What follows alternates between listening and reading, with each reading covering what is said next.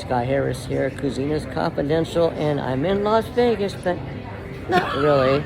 Guess where I'm at? You can't keep me away from New Orleans. This is how New Orleans came to me. I'm here to watch this beautiful film about the history and culture of New Orleans. It's called Taking Me to the River. Just met the producer, and I got my soundtrack in my hand. So New Orleans, I'm coming for you soon. But for now, I'm in Las Vegas. See you at No Fee and see you at Jazz Fest. But for now, I'm in Las Vegas. Cheers.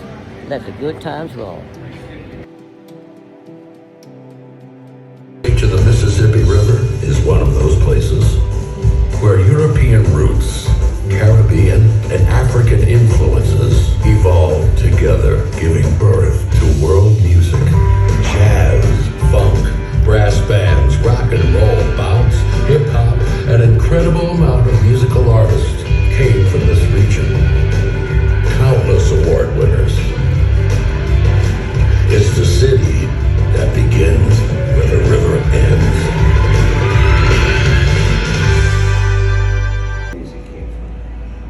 I always try and tell New Orleans people, don't shoot so low, man. Like, you didn't create rock and roll or jazz, you created world music. That's a different thing, okay? Don't tell me about... Cato says it all came from New Orleans. It did.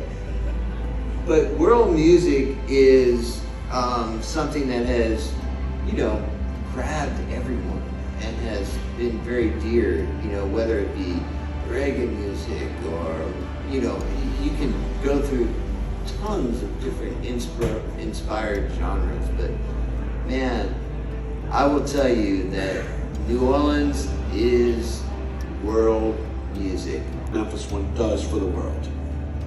I mean, just give me a little soul searching. I'm gonna get really, really emotional here. Really. That's what I'm trying to do. Come on, what's crying at the end of this? Yeah. It could get there really quickly. The reality is I am so proud of our country giving the world something that is so unique. We don't have Dorothic or Corinthian pillars or impressionistic painters or whatever. What we have is our music. And I am so proud. We all did it together. We did it together as, a unified bunch, and I'm so proud of it. I really am. And I want to make sure, like the ancient Memphians, that our history is documented. Our younger people know where we came from. We are Americans, and we have given the world popular music and world music. And we should be proud of it. Because this is a living story. And I think that's the first piece, that the narratives are alive. And I think the most important piece is we can keep the narratives alive, then the people whose narratives are encapsulated in the narratives stay alive too. So when we think about, Bo's family, and we think about some of the folks who are here, even though they have, a date hyphen and a date, the spirits of what they have given to the world through their narratives of hope and resilience and power and empowerment stay alive, and we can tell that story. And I think that's the beautiful part of the documentary, that it has a storyline in it as an arc of the narrative that everyone can find themselves in it. I think that the documentary invites people to see themselves, and your narrative and your contribution to the major story is part of it. And I think that's what's so important for, as we take the documentary into K through 12 classrooms, so our young people can see themselves in this narrative as well.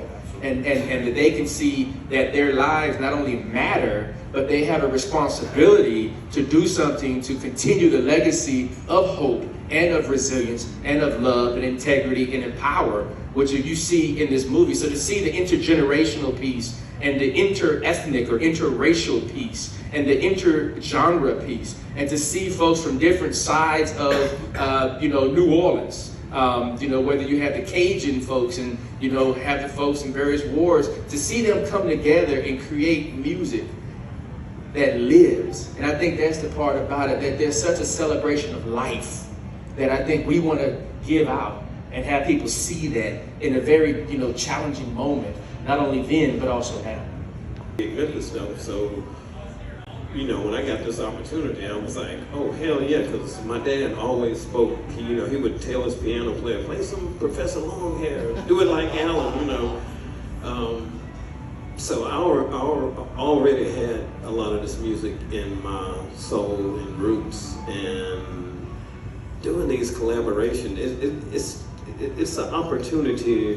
What, you know, I came up as a rapper and we would sample stuff.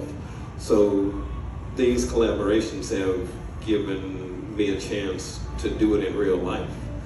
You know, hey, instead of let's take this record, let's take this cat and this cat and put them in a room and make something magical, because at the root of it, music is all the same. It's people expressing emotions and energy and feelings. So it doesn't matter about genre or style, you know, as long as you bring in your heart with it, it's always going to work. I think that's why it's been shot. What are some of your feelings on the Mardi Gras Indian tradition, how that played into the film? I'd like to hear your thoughts on that. Well, on this film, like you said, a lot of people have passed away. My dad passed away a year before the film started. And as y'all saw, like on that part of the film, my Indian suit was black. And we dedicated that Mardi Gras to my dad. And that was the hardest suit ever to make, because the whole Indian suit was for him. As you saw when I started jumping up and down and all that stuff, that's just a spirit that comes over your Mardi Gras. And that was a spirit that came from me, from him, knowing that he wasn't there with me and stuff like that.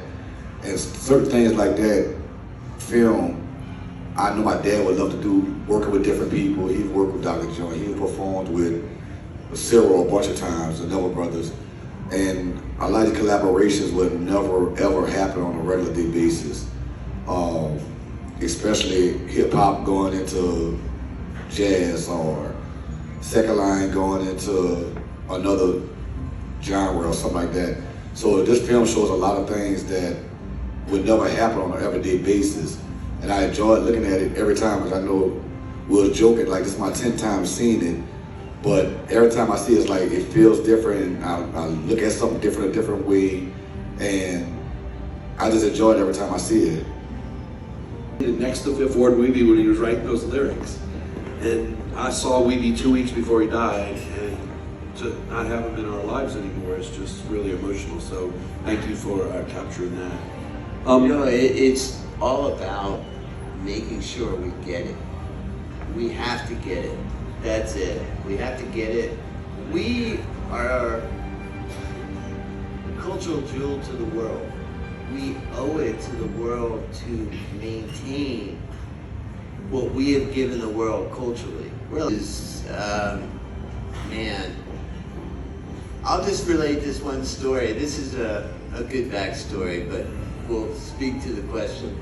So in Memphis, when we did the Friends and Family screening, Boo told, you know, he's got the network from hell, right? So all of a sudden, I think we took over every screen at Malco. Yeah. And Larry Dawson came in, he was dressed to the nines. And Wait, did he have the snake? No, he just had like a fur on. I think I had a fur on. Anyways, he came in, and I usually stand. Everybody knows that. I usually stand. And there's a half wall. Larry decided to sit right there, and I knew, oh man, I had cut him from the film. You know, his session didn't make it. And so I was like, oh man, I'm not gonna leave because that would look weak. So I'm gonna have to stand this out. And right after the film, he realized it wasn't about him or MJG or, you know, 8-Ball or whatever. It was about all of us. And that's what we are doing. And, you know, it pains me when stuff hits the floor. But you are telling a narrative that has to make sense. And, you know, it's a very difficult process.